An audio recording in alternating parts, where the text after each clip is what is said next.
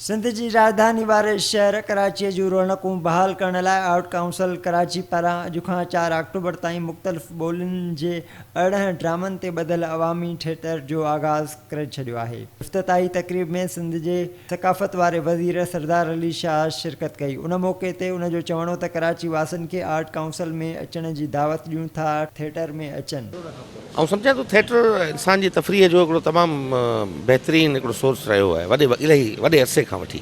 ऐं culture department सभिनी खे असां सपोर्ट कई आहे, कोऑपरेट कयो आहे उन्हनि सां त असांजो थिएटर जो जेको आहे उहो रिवाइवल थिए, त माण्हुनि खे तफ़रीह जो हिकिड़ो सस्तो ऐं सवलो मौक़ो मिले जिते माण्हू अची इंजॉय कनि। ऐं थिएटर नर्सरी आहे परफॉर्मिंग आर्ट जी। सिंध हुकूमत स्कूलनि खे बंदि करण वारे इशारे ऐं सिंध में बेटनि बाबति हलंदड़ बहस बाबति पुछल सवाल जे जवाब में उन्हनि जो चवणु हो त प्राइमरी जे ॿार मास्क पाए इहो मुमकिन कोन्हे, ॾाढो ॾुखियो आहे ॿार खे मास्क पाराइणु, स्कूल में वञी पाए हुते त स्कूल में ॿार हिकिड़ो अञा हसास मामिलो आहे।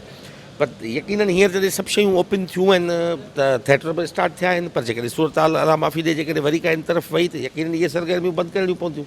आर्ट काउंसिल जे सदर अहमद शाह चयो त सारे आर्टिस्ट भी घरों पे थे, लोग भी घरों पे थे और एक बहुत डिप्रेशन का माहौल था। तो हमने इसी कोरोना के दौरान ही ये प्लान बना लिया था कि जब भी ये गवर्नमेंट की तरफ से इजाज़त मिलेगी SOPs के साथ तो ये करेंगे। तो महीने भर से इसकी रिहर्सल हो रही थी। इसमें 18 ड्रामे हैं, 400 से ज़्यादा आर्टिस्ट परफॉर्म कर रहे हैं, फिर टेक्नीशियन हैं, म्यूजिशंस हैं, मुख्तलिफ लोग हैं। कोई 500 लोगों की टीम है जो मिल के ये फेस्टिवल कर रही है। ये फ्री ऑफ कॉस्ट है।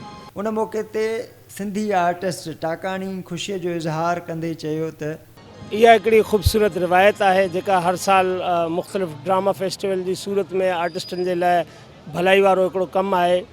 ऐं आर्ट काउंसिल जा सभई आर्टिस्ट शुक्रगुज़ार आहिनि जो हिन में सभई रंग इन्हनि शामिलु कया आहिनि। सिंधी बि हिन में ड्रामो, हिकिड़ो ड्रामो आहे, हिकु अदद सिंधी ड्रामो पर आहे ज़रूरु। थिएटर में मर्द औरतुनि ऐं ॿारनि वॾे तइदाद में शिरकत कई। कैमरामैन वकार शेख सां इम्तियाज़ अब्बासी, सिंध TV न्यूज़, कराची।